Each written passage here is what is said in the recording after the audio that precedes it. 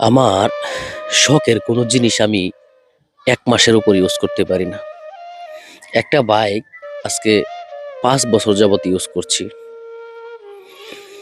একটা নতুন বাইক কিনবো বলে ৳১.৫ লাখ ম্যানেজ করে সে বাইকটা না কিনে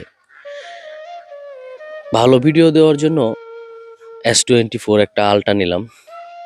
এই ৳১.৫ লাখ দিয়ে একটা ফোন নেওয়ার পরে আমি ১ মাস সেই ফোনটা ইউজ করতে পারি নাই।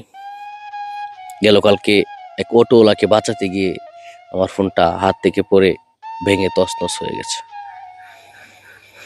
আসলে আমি এ পর্যন্ত যতগুলো শখের জিনিস কিনেছি, কোনো শখের জিনিসই আমার ১ মাসের উপর আমি ইউজ করতে পারি না।